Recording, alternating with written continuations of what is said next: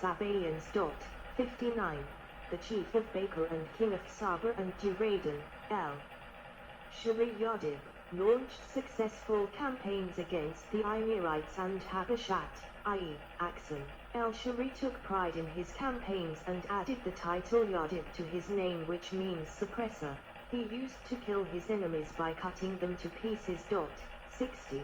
Sana'a came into prominence during his reign, as he built the Gundan Palace as his place of residence. Emirate Kingdom Ali Yaba Ia Sabaean gravestone of a woman holding a stylized sheaf of wheat, a symbol of fertility in ancient Yemen. The Emirate annexed Sana'a from Hamdan around 100 AD.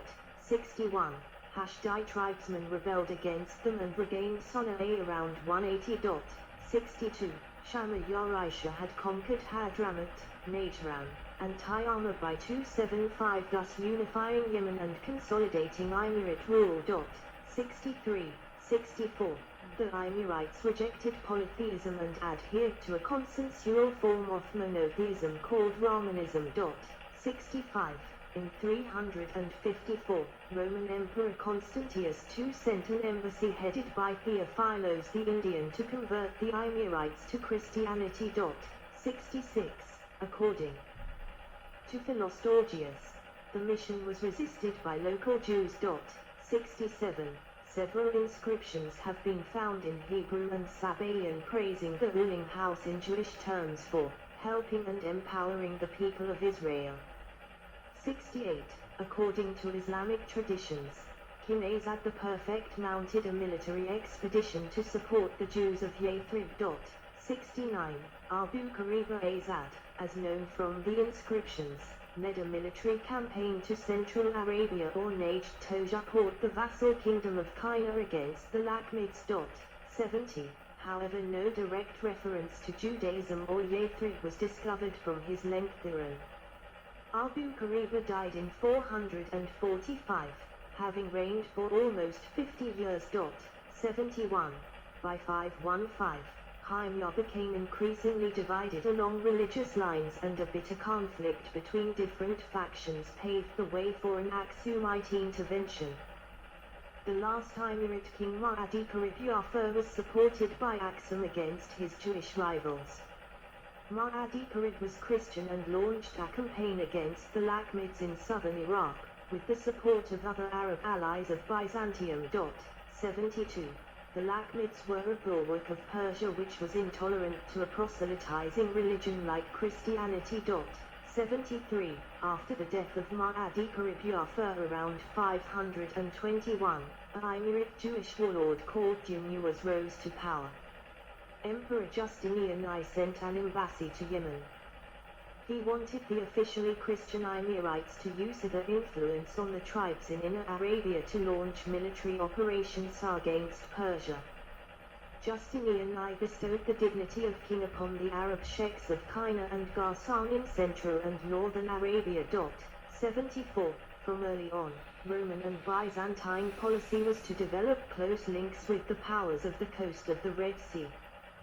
They were successful in converting Aksum and influencing the culture. The results concerning to Yemen were rather disappointing. 74. A Kendite prince called Yazid bin Kabshat rebelled against Abraha and his Arab Christian allies. A truce was reached once the Great Dam of Marab had suffered a breach. 75. Abraha died around 570. The Sassanid Empire annexed Aden around 570. Under their rule, most of Yemen enjoyed great autonomy except for Aden and Sana'a. This era marked the collapse of ancient South Arabian civilization, since the greater part of the country was under several independent clans until the arrival of Islam in 630. 76. Middle Ages. Advent of Islam and the Three Dynasties. The interior of the Great Mosque of Sana'a, the oldest mosque in Yemen. Muhammad sent his cousin Ali to Sana'a and its surroundings round 630. At the time, Yemen was the most advanced region in Arabia. 77. The Banu Hamdan Confederation was among the first to accept Islam. Muhammad sent Wadi ibn Jabal, as well to Al-Janad, in present-day Taiz, and dispatched letters to various tribal leaders.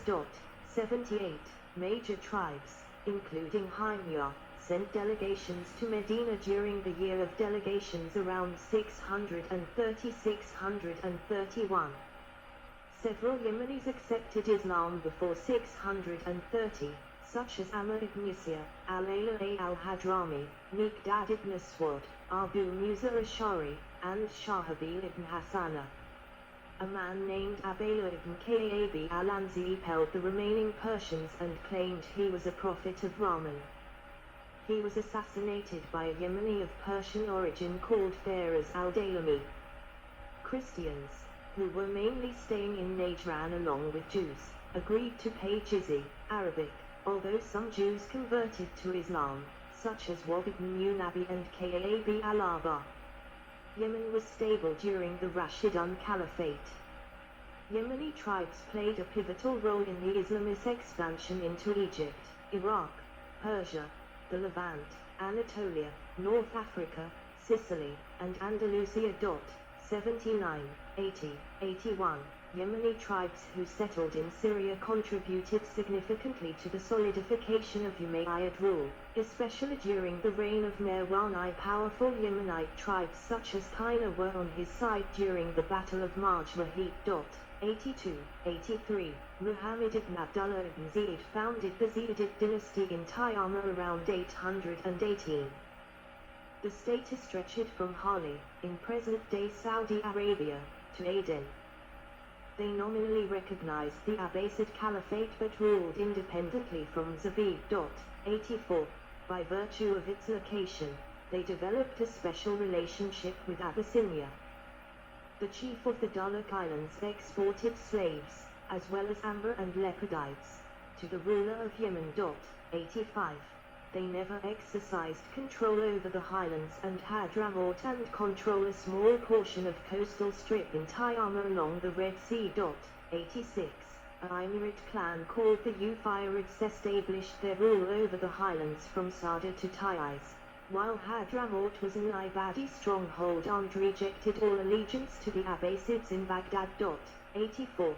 The first Zedi Imam, Yahya ibn al-Husayn, arrived in Yemen in 893.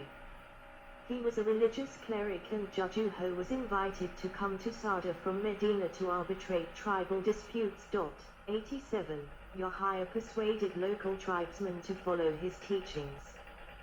The sect slowly spread across the highlands, as the tribes of Hashid and Bakal, later known as the twin wings of the Imamate, accepted his authority. 88. He founded the Zedi Imamate in 897. Yahya established his influence in Sada and Najran. He also tried to capture Sana'a from Ufirids in 901 but failed miserably. Sulayid dynasty, 1047-1138.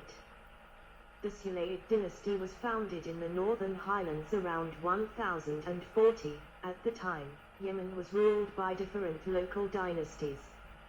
In 1060, Ali ibn Muhammad al-Sulayi conquered Zabid and killed its ruler al-Najjar, founder of the Najahid dynasty. His sons were forced to flee to Dahlak. 89. Hadramaut fell into Jibla became the capital of their dynasty. Featured is the Queen Awa Mosque. Queen Awa al-Sulayi Palace Sulayid hands after their capture of Aden in 1162. 90. By 1063, Ali had subjugated Greater Yemen. 91. He then marched toward Hijaz and occupied Makkah. 92. Ali was married to Asma bint Shihab, who governed Yemen with her husband. 93. The khutbah during Friday prayers was proclaimed in both her husband's name and hers. No other Arab woman had this honor since the advent of Islam. 93. Ali al-Sulayi was killed by Najjar's sons on his way to Mecca in 1084. His son Ahmed al-Mukarram led an army to Zabid and killed 8,000 of its inhabitants. 94. He later installed the Zurayids to govern Aden.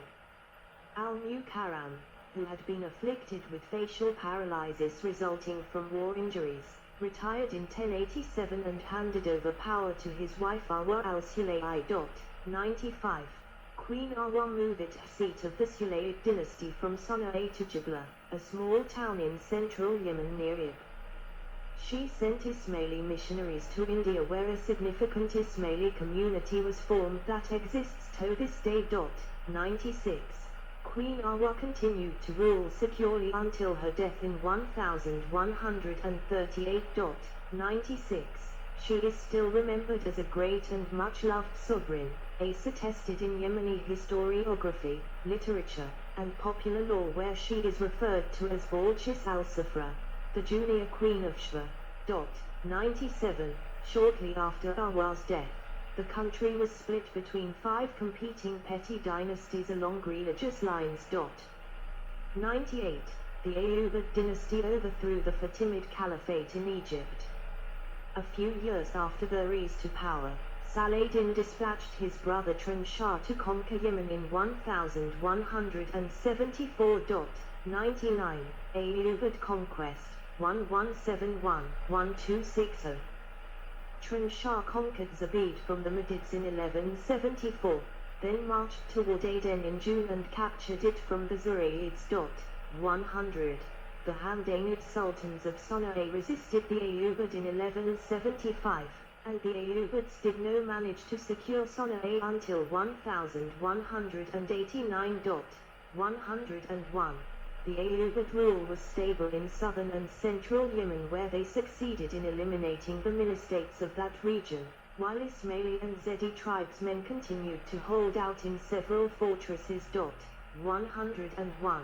The Ayyubids failed to capture the Zedis' stronghold in northern Yemen.